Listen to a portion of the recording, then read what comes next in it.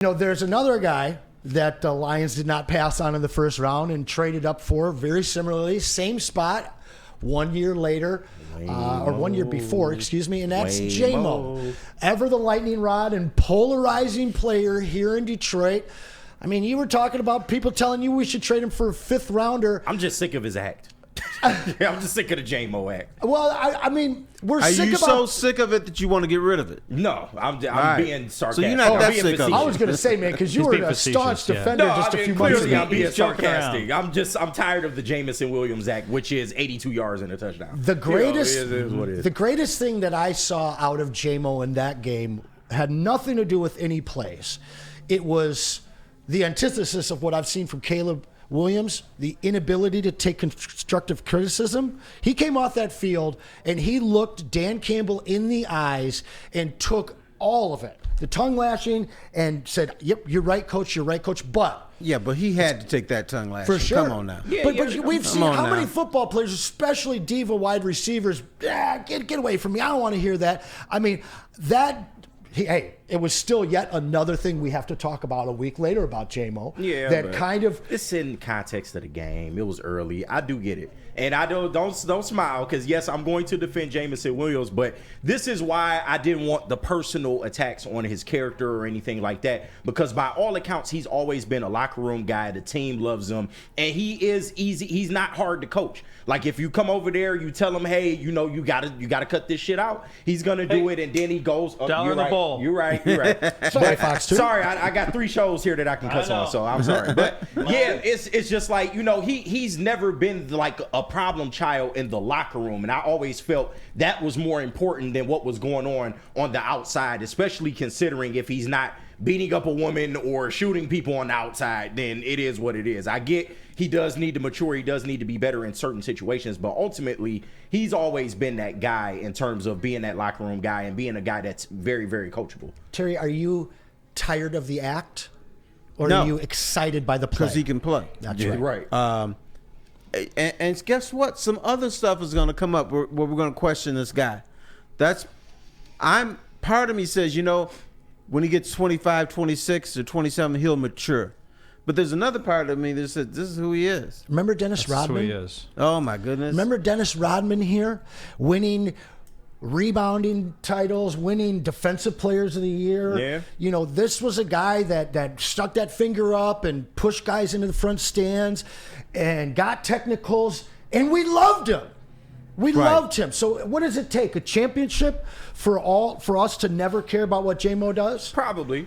I mean, just being real about it, a Super Bowl would cure a lot of things within Lions fans and the Lions organization. But to even compare him to Dennis Rodman, I think is a little extreme because Rodman was a little more out there. You don't see if J-Mo did some of the stuff that Rodman did, they burned this town to the ground. You see him going to Coney at 2 a.m. was enough for them to burn the town to the ground. So that's Dennis Rodman did things where he was hoping to burn the franchise down. Yeah. J-Mo hasn't done that. Nope. Yeah, so Lions fans, remember that. If you love the worm, you should have a little more patience for J-Mo. I know that Dan's got a little bit of patience. I think we got a little something from you, Pete. Yep. Guys, offensively, our game balls were St. Brown and J-Mo.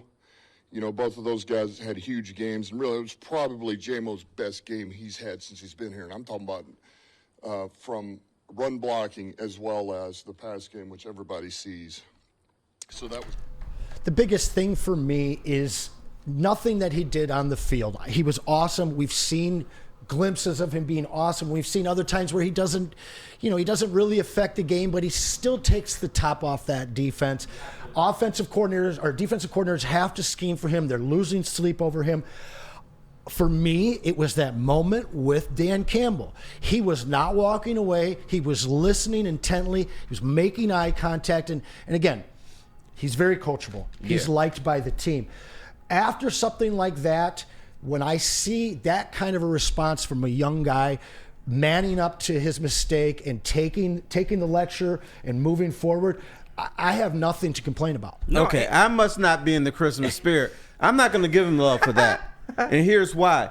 I think even J-Mo realized everybody on this team is in championship mentality. Yeah. Everybody except me. So I got to take this lashing because this is the least of what I could do. I did a play that could have hurt my team. Mm-hmm. I did a play that was not championship caliber. So if Dan Campbell wants to chew me out, got to take it. Yeah. Sometimes you just got to take stuff. And look where he came from. He came from Nick Saban. Like, if he was such a problem, Nick Saban would have never had him on that Alabama team. We know that.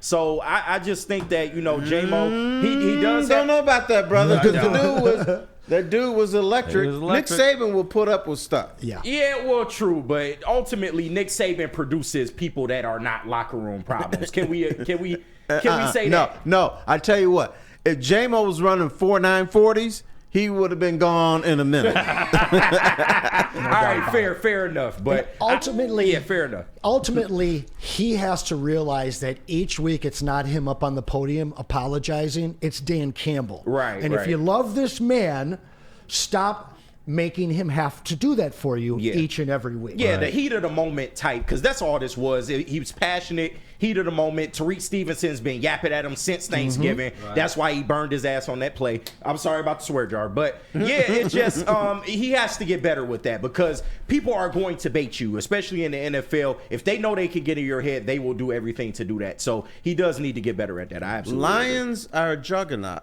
You know what you do? You go after the weak link. Yep. And J-Mo is not a weak link playing wise, but he's a weak link where you can get into his head, and perhaps you can have that 15-yard penalty or something that is the difference in a game. So guess what? Stevenson isn't the only guy that's going to come after. No. In the playoffs, I can guarantee you there's going to be D-backs yapping at him, hoping to get him off his game, and hoping that one play turns around a tight playoff game. Yeah. That is a really hot take, something that I haven't really heard before, because if you are a smart, cerebral team, and that's pretty much the only teams that make the playoffs, right? You're looking at this incredibly mentally strong team that's crushing on both sides of the ball. Who do you go after? Yeah. And this is a guy that's emotionally susceptible to situations. I can agree with that, Right. For sure. So, he burned their secondary big time all day. Yeah. Our secondary looked damn good. And coming in, the defense was the big concern because of all the injuries that we had. We had them on the line. But the secondary, we lost our number one corner. We got Iffy back, though. Yep. And I thought he looked really, really great. I think Dan thought the same. Back in, I tell you what, Amik was just outstanding. Covered great all day, but also physical. On the perimeter, the number of tackles and tough plays he made really showed up. He was a force for us, so that was good. Meek was able to step up, and this is a guy that's all right. We'll get to both of them, but we're still talking secondary right now. Amik is a guy that came in to fill that slot corner role, the nickel role. And you're asking him to do a lot more. He's kind of a smaller guy, but he's been making plays all season. And again, it's just another case of that next man up mantra that the Lions have been living on and feasting on all year. Yeah, and they're doing it better than many teams in the history of the game, because they're bringing in dudes I never even heard of. Historical. Dudes that got cut, practice squads, and they're coming in and doing some damage. Yeah. I can't think of any team that has 13 wins in their season that suffered this kind of injuries. Right. Remember when Hutch went down, we were like, that's it. It wasn't. Now you got Anzalone down, you got Aleem McNeil down, and I'm not saying they're great off, defensively. Let's see what they do in these next two games. But the Bears are a team that's imploding. Sure. So they did what they're supposed to do. You're supposed to hold that team to 17 points. Yeah, the secondary is going to be tested next week in another revenge game. And I don't know if I've ever seen a team better at revenge than the Lions facing a team that beat them last year or coming off of a loss. But the secondary will be tested. Purdy's playing at a really fantastic level. It's going to be on the road, but I talked last week. I thought that Ife Melifonwu returning to this defense was so huge because what it does is it kind of allows him and Branch to trade places any given play, be a disruptor at the line or be a huge piece in the backfield, or in the secondary. Yeah, from a physical standpoint of, conditioning, all that. It's not football, but I mean, he's basically been running since training camp because he hadn't practiced. So at least his heart rate's up, his muscles are in tune, and so we felt good about that. And it's really we need him. I mean, we got to have him. There is no other choice. There is no other option. Like, you got to be able to go. And so he did. I thought for not have played since training camp, it was solid. It really was. Now it was rusty. He's got improvement to make. He knows that, and he will improve. But for the first game back, I thought it was a solid performance. I think the great thing that the Lions are doing is they're not teaching these guys how to be good defensive backs. They're teaching these guys how to be good defensive players. Yes. And so that means with all these injuries, you may have to be in the slot, you may have to be outside, you may have to play safety, you may have to play linebacker. We don't know. Just be prepared. And so these guys are multifaceted, multi-talented, and they're doing something. The Lions are doing something that has gotten me changing my mind. I always thought, coaching doesn't mean that much. It means something, but this coaching staff are turning these players into something that they weren't before. Yeah, they're getting the most out of them. So coaching does matter. At least with this team, it matters. Yeah, I can't say enough about what you just said about the versatility and the mental preparedness of this defensive unit. Every single week, they're losing a guy. Mm-hmm. Every single week, it seems like they're also getting somebody back in that they have to assimilate into that team defense. And they have not missed a beat. I mean, realistically, the team that we're left with on the defensive side of the ball is kind of reminiscent of the last 2 years of defenses that were severely undermanned, but yet they're playing at a top 8 defensive level. Right, absolutely. And we're not going to give them credit here in Detroit because, they're supposed to shut people out, but they're playing very well. But I got a critical question for you. Yes, please. Which camp are you in? The Lions have no shot of making the Super Bowl now, or they still have a tremendous shot to make the Super Bowl? I truly have felt all season that this is a special year. And I've been around long enough to have gone through some championship seasons here in Detroit sports to understand that feeling when it comes around again. We know great teams have to go through periods during the regular season where they lose guys, and guys have to step up, and they grow because of that. Yeah, but they lost the Village, bro.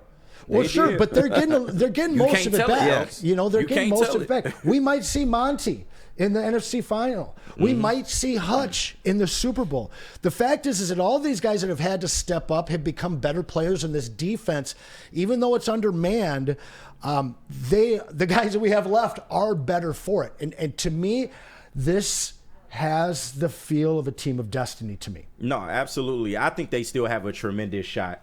And of course the injuries are a factor. I'm not trying to act like they don't exist, but at every single turn, the resiliency of this team just shines through. It doesn't matter who they got out there. As long as they are able to go out there and coach up the players that they have on the field, they have a shot. So I can't we all dubbed this a Super Bowl or bust year, and I don't think you get to just get out of that because of the injuries. Yes, they are great, but every team deals with injuries. Maybe not as much as we do, but every team deals with injuries around the NFL, some to your bigger players, some not. So you just have to find ways to win, and that's what they have continued to do at every turn. We're still talking about a team that hasn't lost back-to-back in over 2 years.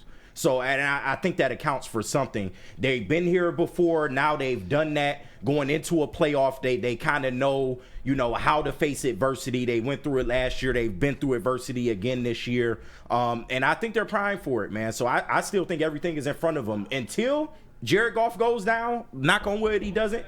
But if Jared Goff goes down, then I'm mailing it in. Then everything's over. But as long as he's upright and they got the coaches that they have, I'm not worried. How about You're not talking about Hendon Hooker MVP? No. Okay, all right. Yeah, I'm straight. If Jeff Hostetler can do it, why not? Not if Mark Rippon can do it, why not? If Nick Foles can do it. No, now, how do you feel? Are you worried? Are you feeling good, Terry? I have a philosophy, and I got to bring all this in.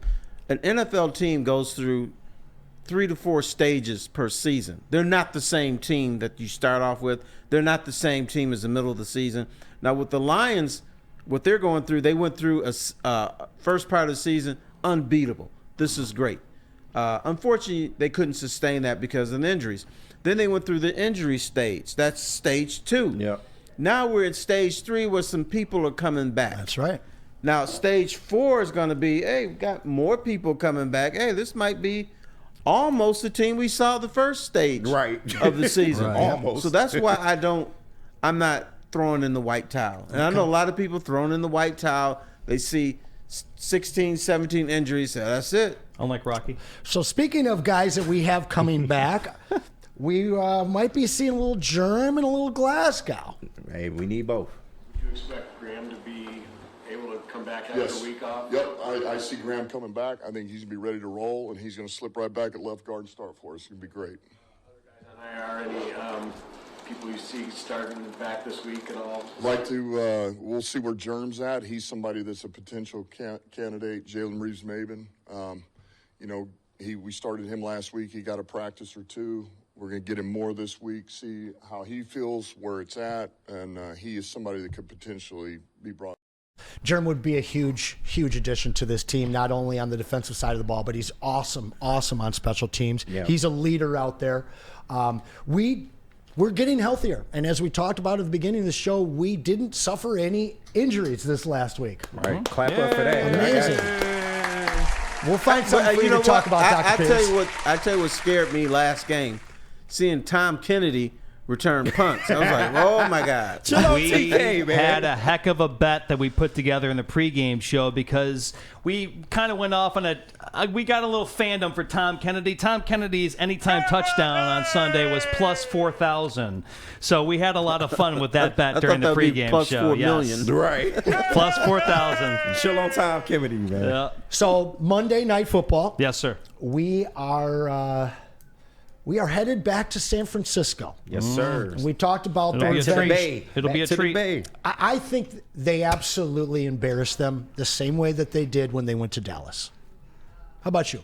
I can see that. San Francisco is flawed. I mean, they had a bunch of injuries, but everybody can't sustain injuries. Mm-hmm. The Lions have been able to do that because they've brought in guys off the street. They made the Smith trade. So they've been able to sustain something where a lot of teams couldn't do. I tell you one thing, young man. Mm-hmm. If the Bears had gone through this injury thing with a 12-2 record, you wouldn't be talking about they could make the Super Bowl. No, I wouldn't. Because they couldn't. Yeah, no, that's a fact. There's only one other team in the NFL that could sustain these injuries that we would still consider a Super Bowl favorite or possibility, and that's the guys that have won it the last 2 seasons. Yeah. Yes. Right. But they'd be winning like 7-6 games. Yeah. Right. For sure. And they're starting to get healthy. Dangerous. No, they are. They're very healthy, too.